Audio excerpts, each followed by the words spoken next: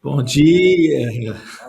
Bom dia, olá, Eleonora, Júlio. Estamos de volta das férias. Opa! Um É, feliz 2024 para todos nós, todos, 2024. né, que nos acompanham. E continuamos com o nosso estudo de Salmos, né? Que Sim, alegria estarmos juntos. a gente volta Ah, 2024 orando e cantando ao mesmo ah, tempo. tem, tem gente que não teve férias, não, né? Mas assim, a gente vai fazer de conta que. Não, os telespectadores tiveram férias, ficaram sem nos ver, sem assistir o programa Salmos, né? Pois é. E a gente teve no céu, né, Haroldo, né, em Uberlândia, agora em janeiro, né?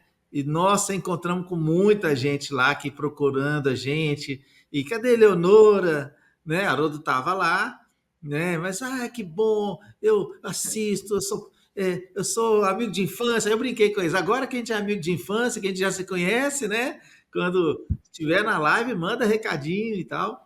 Essa live está sendo gravada, né, Haroldo? Hoje, no dia 9 de fevereiro. Ela vai ao ar, né? Na próxima semana a gente vai inaugurar a nova temporada, né? Dos Salmos. E então, mas é com muita alegria que a gente está fazendo essa live, né? Retomando, porque nós também sentimos falta, né, Haroldo? Oi, muita, muita. Isso aí, agradecemos a presença de todos e sempre pedimos prece, orações e vibrações pelo nosso estudo, né? É importante, a gente está falando sobre oração, a gente está falando sobre cantar. E a gente está falando também sobre a importância a comunidade unida, né? A gente nessa força que a oração faz na sustentação dos nossos trabalhos, né? É importante que todos nós saibamos o quanto é importante nós estarmos unidos em prece na sustentação de um trabalho, né? Para que ele persista, para que ele continue. E agradecemos a todos que oram por nós e pedimos, né? Mais preces e vibrações em torno de salmos. E eu acho que para Exatamente. a gente retomar, né, talvez fosse importante a gente relembrar que a gente conversou sobre o Salmo 1, conversamos sobre o Salmo 2 e hoje a gente vai fazer o fechamento dos Salmos 2, né? Iniciando Isso. esse novo ano de 2024.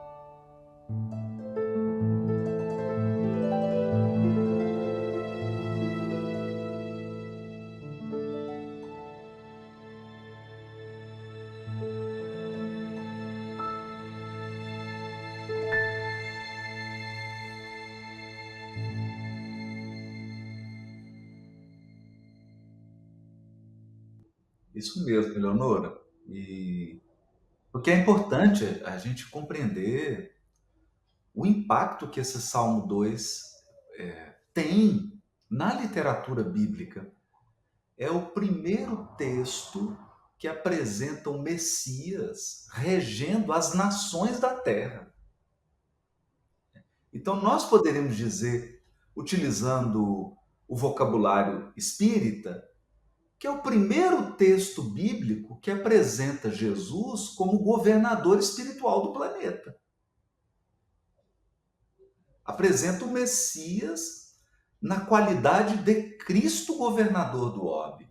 Evidentemente que talvez isso não tenha sido percebido nessa extensão no momento em que eles receberam essa intuição, no momento em que eles vislumbraram isso. Talvez não tivessem essa compreensão. Mas é isso mesmo, né? Por isso que a revelação é dada em três momentos. Cada momento vai esclarecendo o momento anterior. Então, a segunda revelação, a vinda do Cristo, esclareceu muita coisa, e vem a doutrina espírita coroando e terminando o processo de esclarecimento para que a gente tenha uma compreensão profunda dos alicerces, da estrutura da casa e do telhado dessa construção da revelação divina, né? Nos preparando para outros avanços, outros lances, né? Que Deus está sempre se revelando. É uma coisa É isso aí. importante.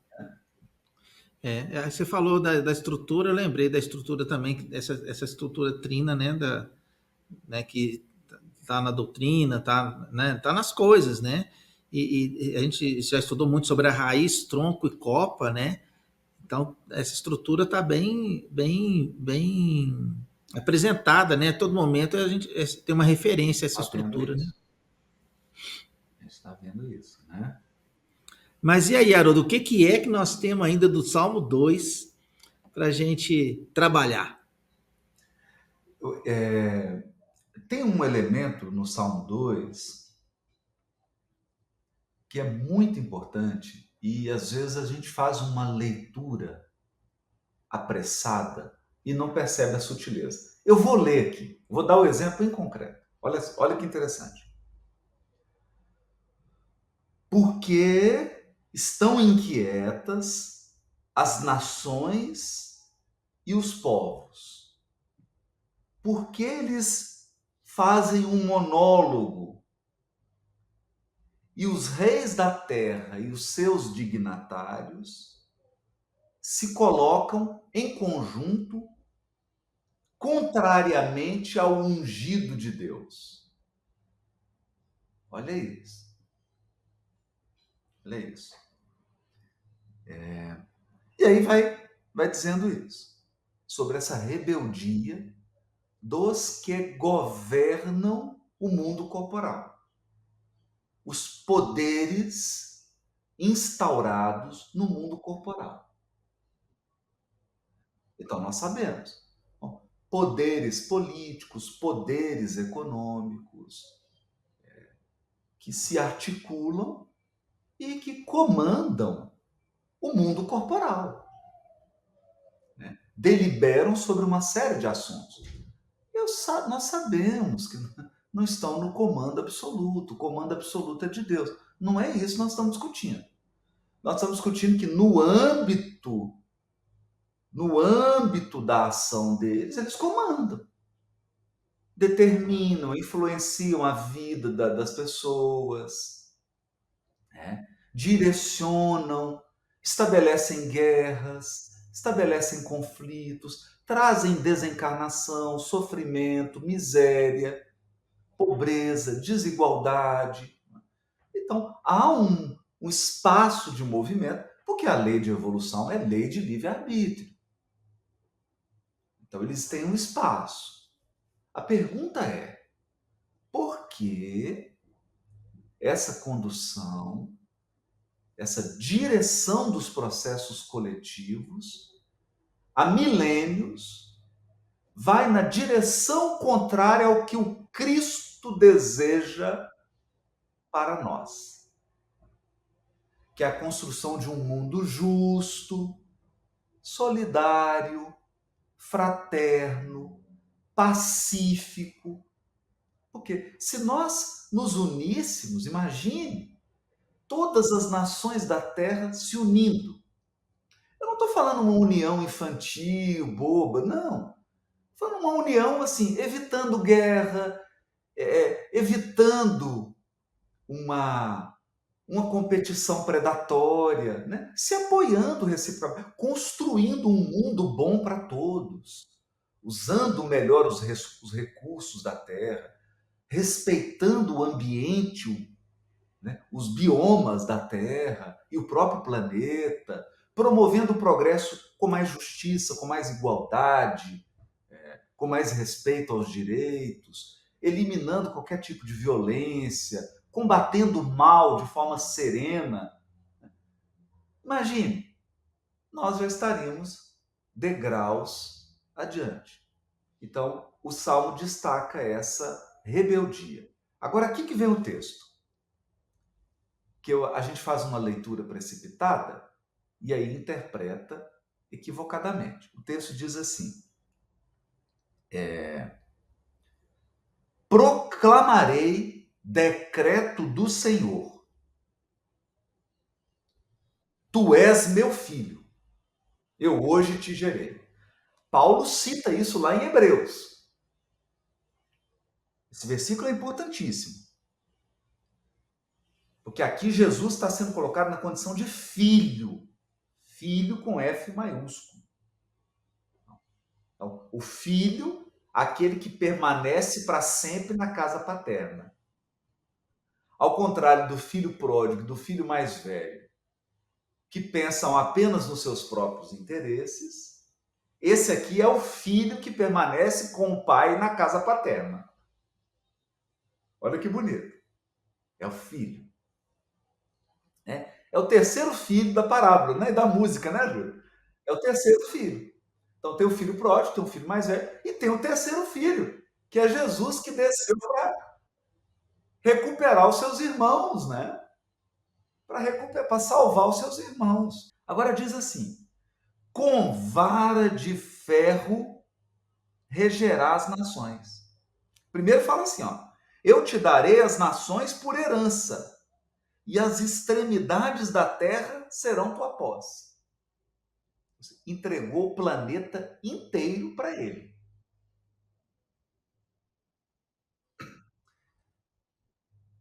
Com vara de ferro regerás as nações, e as despedaçarás como um vaso de oleiro. É aqui que nós temos que tomar cuidado com a leitura precipitada. Reger com vara de ferro e despedaçar as nações como vaso de oleiro, como um oleiro que despedaça o vaso. O que é? Mas vamos pensar? O que? Vamos pensar. Que vara é essa? E como é o trabalho do oleiro? Então vamos lá. O pastor, o bom pastor, ele tem um cajado, uma vara, né? Ele tem um cajado. O que serve esse cajado? Serve para ele direcionar. Então, quando a ovelha está Conduzir. desviada, ele puxa, né? Ele direciona. E serve também para ele se proteger dos predadores. Sim, se Proteger defender. as ovelhas dos predadores. É um instrumento, né? Ele não vai enfrentar um lobo com as mãos.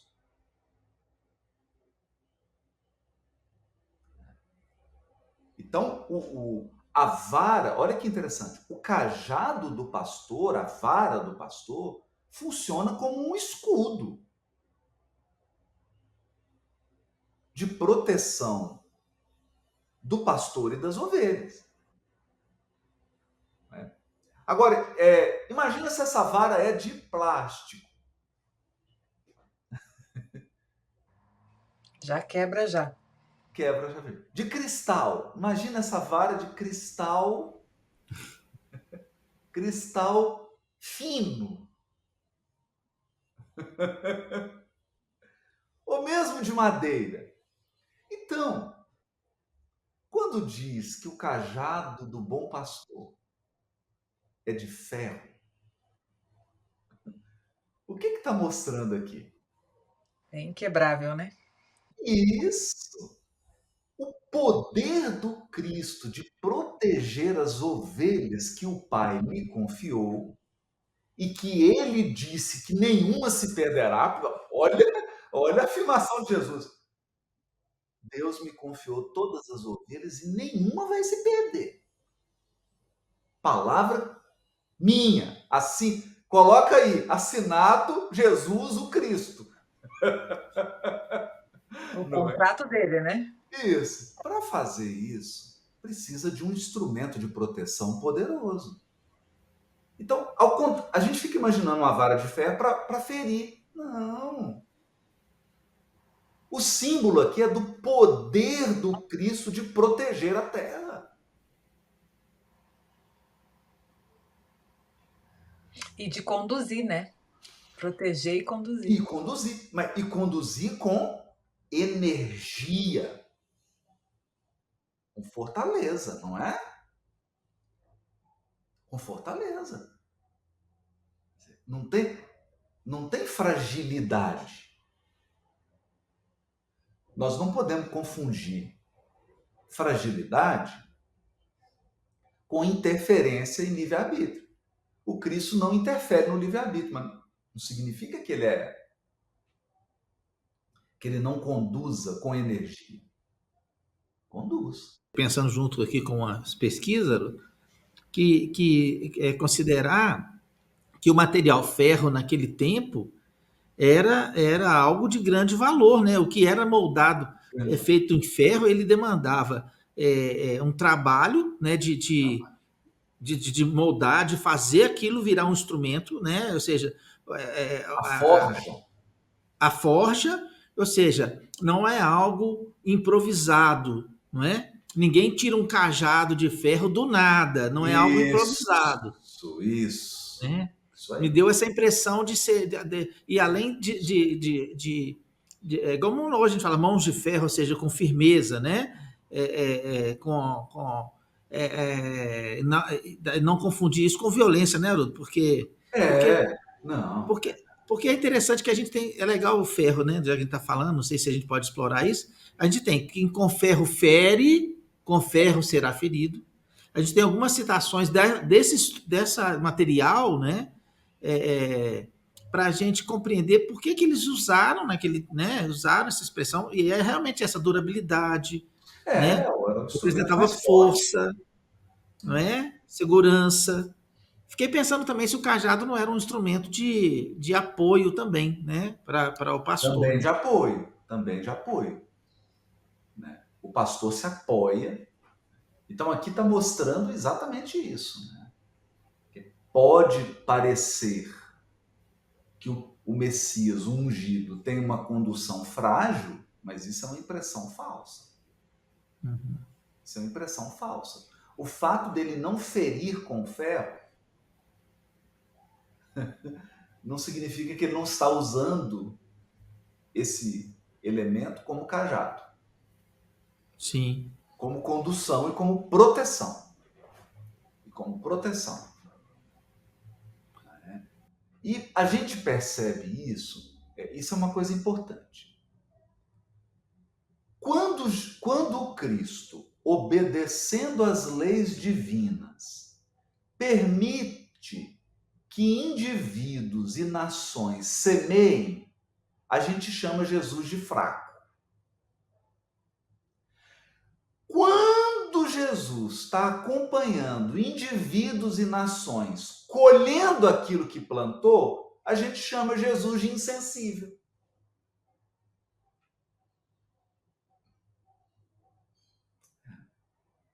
Então, nós reclamamos de qualquer jeito.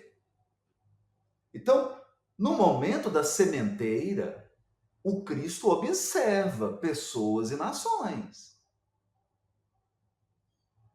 No momento da colheita, é o momento em que a energia educativa se manifesta.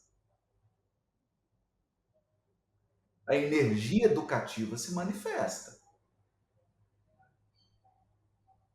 Porque aí é o momento, que é o que ele fala com Pedro. Olha, Pedro, guarda a tua espada. Porque uma coisa é você usar a espada contra os outros. Outra coisa é a espada ser usada contra você.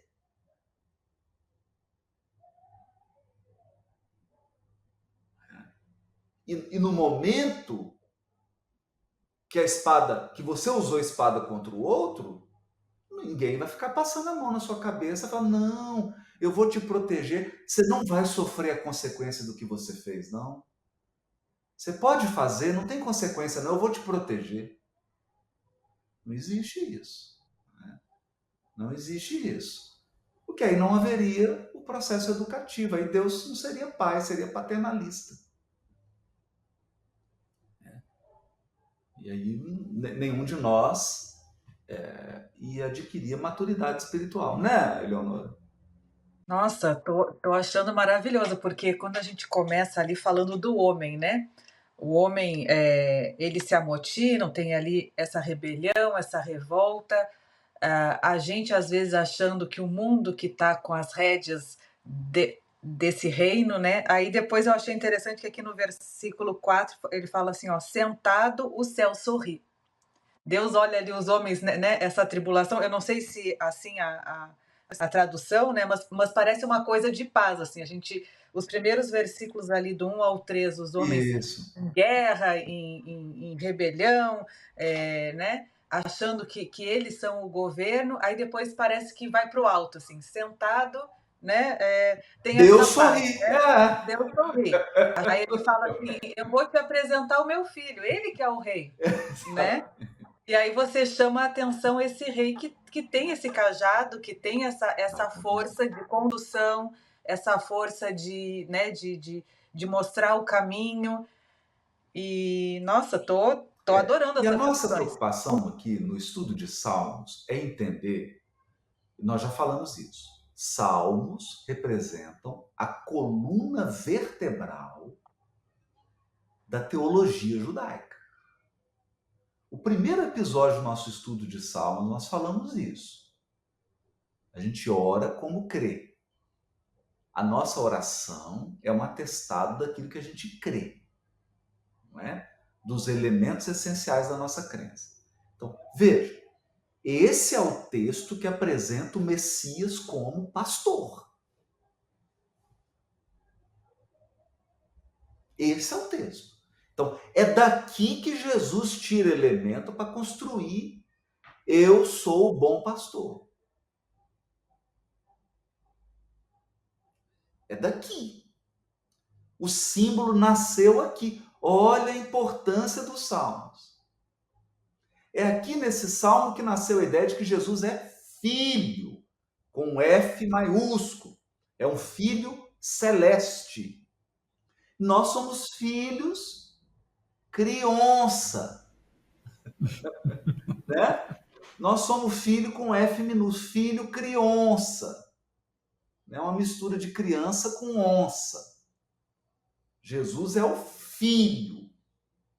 filho maduro, adulto, puro, em absoluta comunhão com o Pai.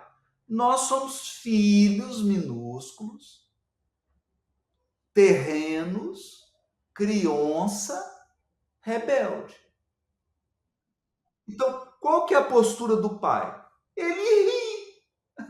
Claro. Você vê uma criança de 2 anos fazendo birra.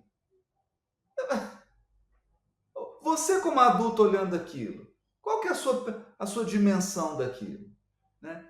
Vamos imaginar, Deus, 3 trilhões de galáxias. Cada galáxia, 200 bilhões de sóis. Cada sol com seu mundo, cada mundo com a sua família planetária. Aí você pega uma famíliazinha, um planetinha, qual que é? O que Deus Achando que faz tá na quando vê casa, a né? gente fazendo essas misérias que a gente faz aqui? Ele ri. Ele ri. Porque nós estamos com os pés em cima da crosta planetária, olhando para o céu. Deus está no universo. E a imagem que me vem, Haroldo, desse se rir, vamos humanizar, né? É como a gente se diverte com as bobeirinhas da criança. Não é se rir de ironia, não é se rir. Não, ele entende. Haroldo, é uma coisa difícil para nós entendermos que Deus é onisciente, onipresente. É difícil para nós entendermos isso. Para a gente entender que ele não se surpreende com o que a gente faz. Mas não pode, né? Não. Ele não se surpreende, ele não tem nada fora do conhecimento dele, não é? Então, talvez sabe o que eu acho que na minha vida pelo menos, a grande mudança diante de tudo é eu ter essa consciência, sabe? É eu viver mais tempo dentro da consciência de que eu tenho que evoluir, mas que eu não surpreendo Deus, que eu estou dentro do planejamento dele, sem essa de minha culpa, minha máxima culpa, sabe? Sem essa de dizer também eu não tenho responsabilidade, não é? Sem essa de dizer estou desamparado, sem essa, porque, assim, nada na natureza pode inspirar esse pensamento, né, Haroldo? Não pode, porque. E a gente tem, né, Júlio? E isso é um ponto importante. Vamos falar da comunidade espírita, né? Eu tenho percebido muitos espíritas alimentando uma crença de que a transição planetária na Terra surpreendeu Deus. Que Deus está perplexo, coitado, ele não sabe o que fazer. Essa foi a única alternativa. Então, Esse versículo explica bem isso, né? exato. Então, o que o Salmo está brincando, isso é uma coisa importante, gente. A literatura bíblica ela é muito irônica. Ela é muito divertida. O humor judaico tem origens bíblicas. O texto bíblico é bem humorado, né? Você quer coisa mais bem humorada do que Jesus falar assim, se vocês calarem ele, as pedras falarão. Você tem coisa mais bem humorada do que isso? Não é? Às vezes a gente perde isso, né? A gente perde esse bom humor. João Batista, né? Falando, o próprio Cristo fala assim, até dessas pedras Deus levanta filhos para Abraão, né? Porque a palavra pedra e filho é a mesma ave. Né? Pedra, filho. Então, é uma brincadeira, né? É um jogo, é muito divertido, é muito lúdico, que revela o quê? O processo pedagógico. Né? É como se Jesus falasse assim, olha, vocês não entenderam ainda, vocês são crianças, o adulto aqui sou eu. O adulto aqui sou eu, vocês são crianças. Vocês não têm noção do que é a casa paterna. Na casa de meu pai há muitas moradas. Agora eu estou começando a entender um pouco isso, uma outra perspectiva dessa passagem. É como se Jesus dissesse assim, vocês só conhecem uma morada, que é a terra. Vocês estão analisando Deus da perspectiva de que só existe a Terra. De que o único planeta que tem é a Terra, o único estádio de evolução é o de vocês, os únicos problemas é os que vocês enfrentam. Só que na casa do Pai há muitas moradas, vocês não têm ideia. Nesse momento, só na Via Láctea, tem, meu Deus, bilhões de planetas em transição planetária. Pelo menos um em cada sistema solar. Pelo menos um em cada sistema solar. Então, Deus que está administrando só na Via Láctea bilhões de planetas em transição planetária, olha para a Terra, tem que rir. E da nossa perspectiva.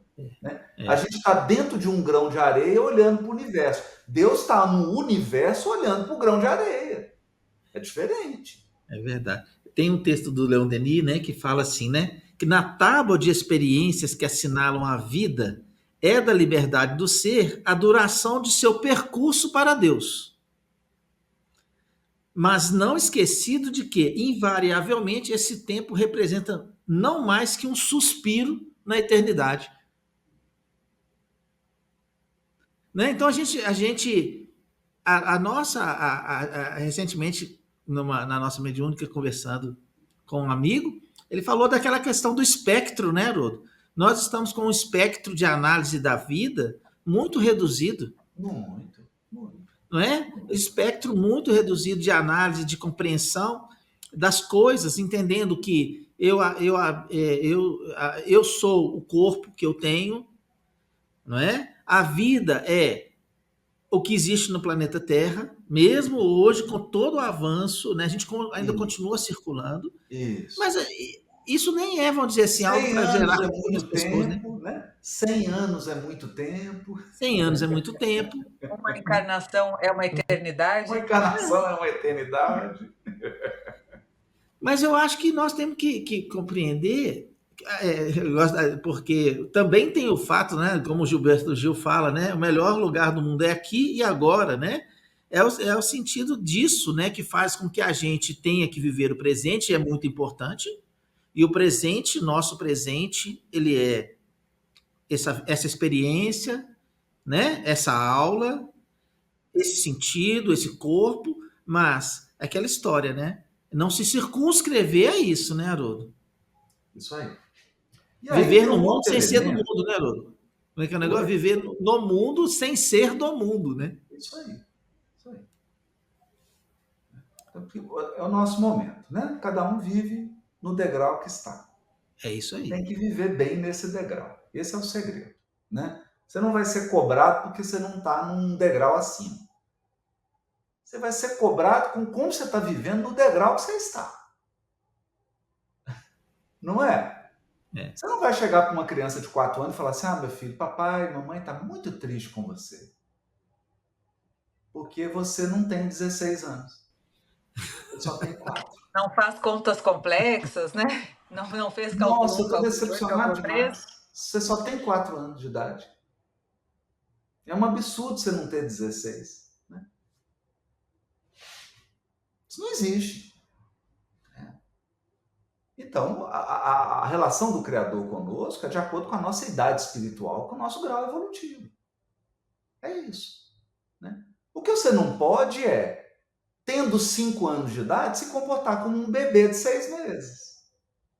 Tendo 16 anos, se comportar como uma criança de 4. Aí não dá. Porque você já tem 16. Né? Então a expectativa celeste é que a gente se comporte de acordo com o degrau que a gente está. Não menos, nem mais. E o degrau nem sempre é o tempo, né, Haroldo? Porque você vai Não, ter não, pessoas não. com É uma 16 com metáfora. uma cabeça Não. além, O né? degrau é você é um espírito imperfeito, morador de um planeta de expiação e prova. Esse é o Pronto. seu degrau. Nivelou, passou a régua, né, Haroldo? Esse é o seu degrau. Se você ficar aqui querendo viver como um espírito ditoso, você tá deslocado. Agora, se você também está vivendo como um habitante de mundo primitivo, aí também você perdeu o eixo. Porque tem gente que é espírito imperfeito, morador de mundo de expiação e prova, mas está vivendo igual os nossos irmãos lá das cavernas, no mundo primitivo. Está tendo comportamento de uma brutalidade de mundo primitivo. Aí não faz sentido. Não faz mais sentido isso. Né? Eu sou espírito imperfeito de mundo de expiação e prova. Pronto. É isso. Eu não preciso ser bruto e não preciso ser anjo. Então é viver de acordo com o nosso grau. Agora aqui tem um outro ponto fundamental. Nós falamos da vara de ferro, tem um outro ponto para a gente fechar o salmo. Tem o vaso. Despedaçará o vaso como um oleiro. Nossa, sabia que Jesus ia ser violento. Ô, gente, todo mundo aqui viu Ghost, né? Tá lá o espírito lá, o marido desencarnado com a mulher e pegando o vaso. O que o oleiro faz com o vaso quando ele começa a sair errado? Ele vai Desmancha e contendo faz de com a mão, novo. né? Desmancha! Desmancha! Então agora aqui tem uma lição dura, hein? Aqui tem uma lição dura. Duro esse discurso. Esse discurso é duro. Por quê? Uma coisa é o oleiro, outra coisa é o vaso. Tem o Alto da Compadecida, o sujeito tá do Lampião e tá apontando a espingarda e fala assim: nossa, dá um azar matar padre. E aí o padre fala assim: sobretudo pro padre. Para quem é padre, né? Então, Sobretudo para quem é vaso, nesse caso. Então, para o Cristo, oleiro, desencarnar é como desfazer um vaso. Então, o Haroldo vai desencarnar. Mexeu no vaso. Desfez. Acabou o Haroldo. Não tem Haroldo. Haroldo só tem um. Morreu, acabou. Desfez o vaso. Aí o oleiro constrói outro. Para nós, vaso, a gente interpreta, acabou tudo. Agora vamos lá. E os aspectos da nossa vida? Tudo pode ser desfeito. Tudo pode ser desfeito. Tudo que a gente constrói, o oleiro pode desfazer. Só que tem um detalhe. E esse é o ponto. Qual é a intenção do oleiro? Fazer melhor. Refazer. Fazer melhor. Esse é um ponto da lei de destruição que a gente não entende. Quando Públio Lentulus conversou com Jesus, ele disse assim: não vai sobrar nada desse teu império.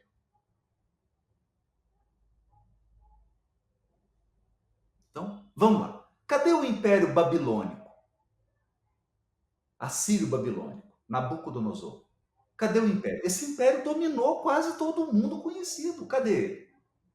O oleiro. Aí veio o Império Medo-Persa. O Império Persa. O que aconteceu? Aí veio o Império Grego-Macedônico, Alexandre o Grande. Nossa! O que o oleiro fez? Aí veio o Império Romano. A gente achou, agora nós construímos a maior coisa que o homem já fez na Terra. O que o oleiro fez?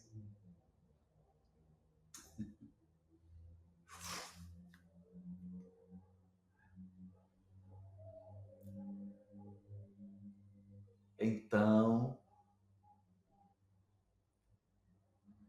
essa é a... Já que vocês gostam do livrinho amargo, esse é o versículo amargo desse salmo. Esse é o versículo amargo. Não é? Por quê? Porque eu, Júlio, Eleonora e todos que estamos assistindo aqui, nós temos que nos preparar mais ou menos, porque não dá para preparar também totalmente, para as intervenções do oleiro.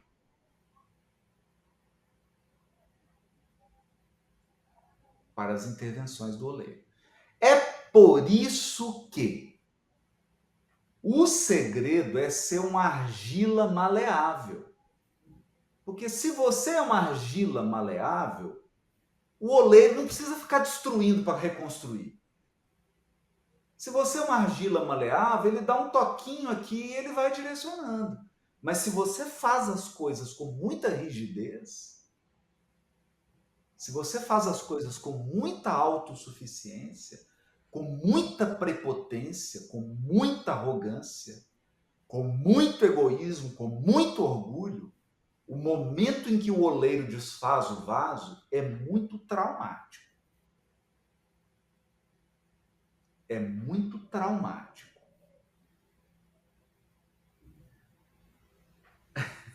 Nossa, muito importante, hein? Haroldo,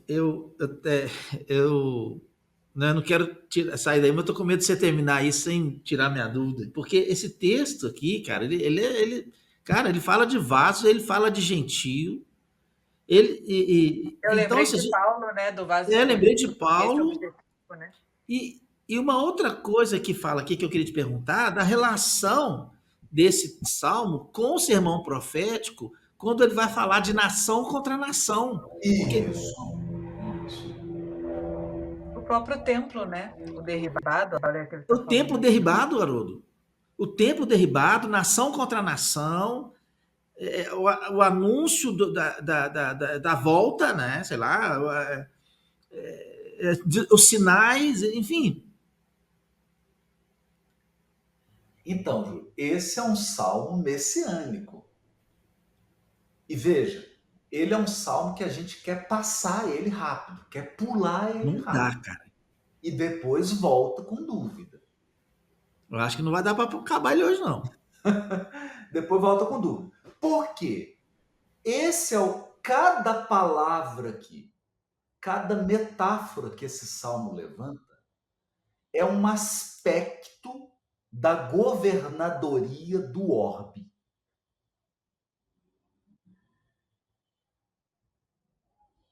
É um aspecto da governadoria do orbe. Isso aqui são os padrões do Cristo governador do orbe. Quais são as leis que o Criador estabeleceu para ele? Veja, filho mais velho, cuidando dos filhos mais novos. Mas eu posso desdobrar. Nações mais velhas, que são os filhos mais velhos, por exemplo, o povo hebreu, que tinha o dever de cuidar dos filhos dos irmãos mais novos, que eram os gentios. Falhou na missão, aí o que teve que fazer? Teve que se voltar para os gentios serem educados, para eles amadurecerem, porque o irmão mais velho não queria cuidar deles. Qual que é a relação disso com a parábola do filho pródigo, hein? Não é? Agora o que aconteceu? Os gentios estão na mesma idade do filho mais velho. Não tem mais diferença. E o filho mais velho agora está com dificuldade. O filho mais velho agora está enfrentando uma dificuldade tremenda. Por quê? Porque se isolou. Porque é o filho egoísta. A rigidez que você falou, né? Se isolou. Quem se isola não tem simpatia de ninguém. Se eu não penso nos outros, por que os outros vão pensar em mim?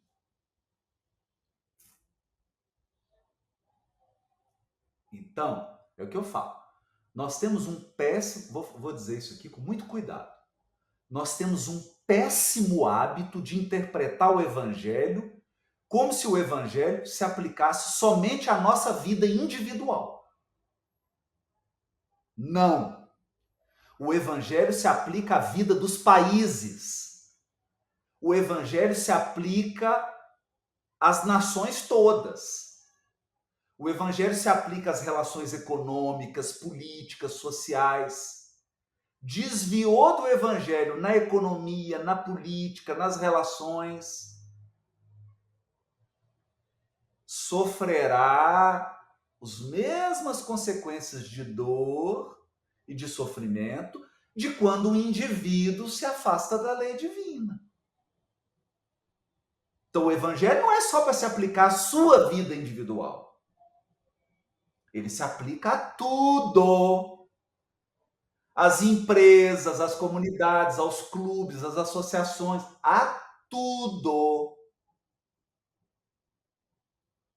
Então, a gente tem uma interpretação do evangelho muito individualista. O evangelho não é só para indivíduos. É claro que a proposta do evangelho é que o indivíduo se transforme para que a sociedade se transforme. Porque eu não posso transformar a sociedade antes de transformar o indivíduo. Não vai funcionar. Mas esse Salmo 2 é o Salmo das Nações. É o Salmo das Nações. A família terrestre. A família humana. A família humana. Bonito, né? Bonito, Maravilhoso. e me chamou muito a atenção as reflexões que você abriu o estudo hoje, né? Porque começou os primeiros versículos, os reis do mundo se afastando contra o Senhor e contra o seu ungido, né? Se afastando das leis divinas.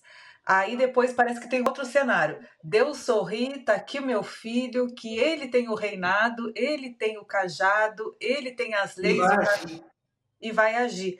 E no final, que foi o que a gente não falou, ele pede para que os reis eles sejam sensatos.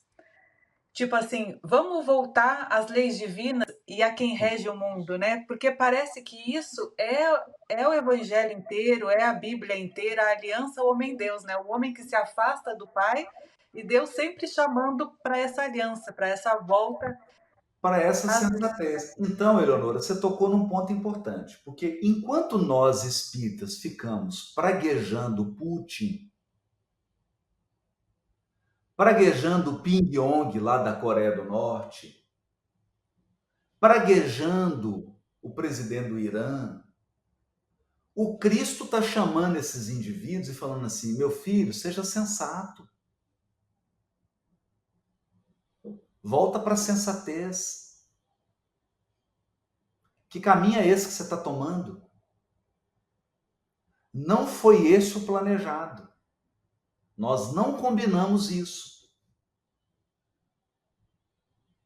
Retoma o caminho. Eu tenho uma tradução aqui, mas eu acho que seria bom, Haroldo, você ler a sua tradução e como que você traduz esses versículos finais, né? Porque esse versículo é o versículo de volta ao Pai, né? É o versículo que chama os reis de volta, né? Qual, Leonora? A partir do 10, depois da louça, né? Depois daquela parte do 7, 8, 9. Ah, sim, 10 aqui, ó. E agora, reis, vos deixai disciplinar. Deixa que eu discipline vocês, que é o rivas. Sensatos aqui para mim. Ele apareceu como sensato. É. Permita que eu discipline vocês. Agir com discernimento. Agir com discernimento. Permitam-se vos deixai disciplinar. Vós que julgais. Vocês que julgam, né? Julgam no sentido de o julgar aqui ele tinha é o administrador, né? Porque o rei ele tinha função executiva, legislativa e judiciária, né?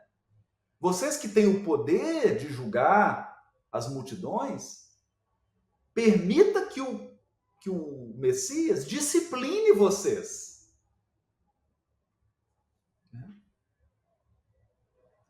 Servir, olha, esse aqui é bonito, ó.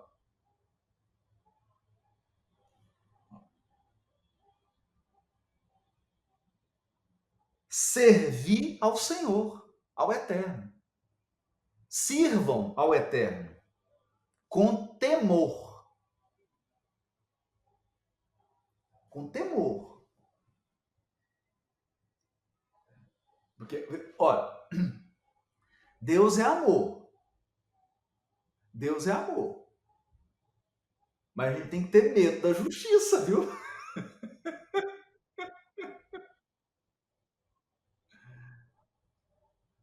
Quem não tem nenhum medo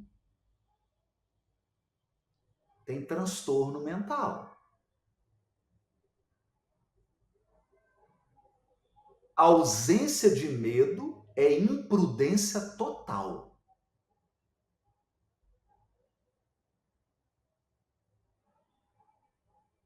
Isso é bonito, hein? Então, o Salmo, nós vamos ver isso aqui.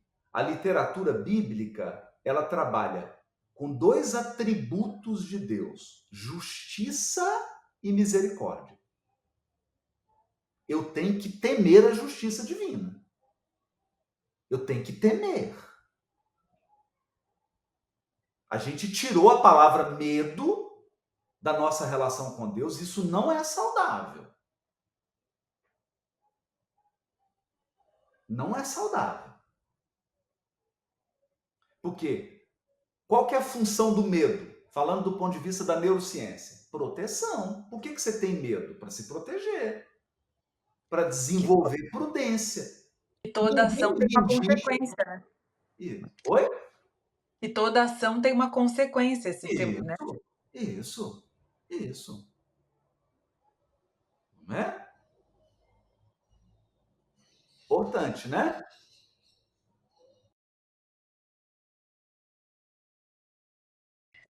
E o último versículo ali, para mim, ele também aparece uma bem-aventurança, né? A gente comentou que o primeiro salmo começa com uma bem-aventurança, esse último também termina: felizes os que se refugiam nele. Para mim, a tradução está assim: bem-aventurados os que se refugiam nele. Isso aí, Leonor. Então, esse é um ponto importante, porque a gente não pode perder essa dimensão. A gente não consegue interpretar, porque acha que medo é o Deus punitivo. Gente, não tem nada a ver uma coisa com a outra. Né? É Mas isso que nós temos que mudar. Existe justiça divina. É por isso que um espírito encarna num corpo com paralisia cerebral. Não é? Então, uma pessoa prudente, uma pessoa que tem prudência e vigilância, deveria ter medo das leis penais divinas. Não é? Jesus é muito claro. Haverá pranto e ranger de dentes. Não é? Então, e a gente já fala isso. Não é o caminho do amor, então é o caminho da dor. Olha, a gente tem que ter medo do caminho da dor. Eu tenho que ter medo disso. Porque senão eu começo a afrontar a providência divina. Eu começo a afrontar. Eu começo a ser desrespeitoso com a lei divina. O nosso horário está vencendo aqui e eu vou querer voltar nesse temor lá na próxima encontro, porque eu dei umas estudadas aqui e a gente tem trabalhado muito isso, né? Porque aquela coisa das pessoas tratarem o medo, e realmente o medo para as pessoas é algo que paralisa. E o temor, pelo que a gente estava pesquisando, né, é algo que tem que nos promover, né? Ou seja, a prudência tem que nos promover e não nos paralisar. É por isso que a gente tem, talvez volte para a gente conversar um pouco sobre esse temor a Deus, que envolve reconhecê-lo como Pai, reconhecer a sua sabedoria, reconhecer o seu poder, reconhecer a sua bondade, não é? E rompermos de vez o pensamento do temor como algo que é apenas subserviência no sentido mais irracional, né, Haroldo? E o pior, quando se fala em subserviência a Deus, é um problema sério, porque cada um tem o Deus que criou para si. Se é punitivo, se é paternalista, se é, né? Ou seja, qual é o Deus que você elegeu, como é que ele se porta e se comporta. Porque isso faz muita diferença, né, Haroldo? A gente falou que já conversou muitas vezes disso, né? Olha, Júlio, aí eu vou só trazer um ponto aqui, que é o diálogo de Filipe com Jesus. Ele chega para Jesus e fala assim: Senhor, mostra-nos Deus. E Jesus responde para Filipe: Filipe, estás comigo há tanto tempo? Como me pedes, mostra-me Deus? Então, Júlio, eu vou falar uma coisa aqui, todo mundo vai entender. Deus é Jesus. Eu sei que não é a mesma pessoa. Não é isso que eu estou falando.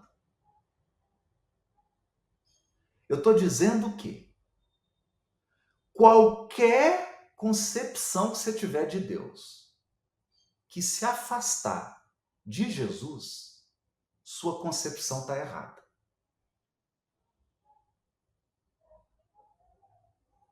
Sua concepção está errada. Por quê? Porque Jesus é a máxima representação de Deus para os filhos da terra. Ele veio para isso. Ele veio para a gente parar de discutir o que é Deus e ter uma amostra grátis.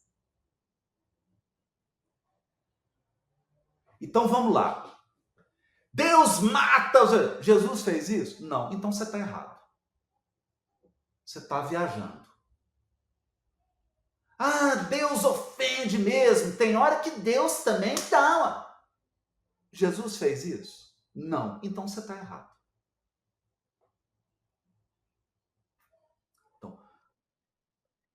Então, Jesus é a nossa chave para entender Deus.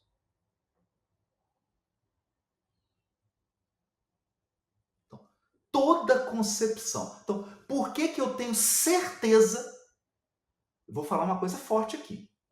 Por que eu tenho certeza que a concepção de Deus do presidente do Irã está completamente equivocada?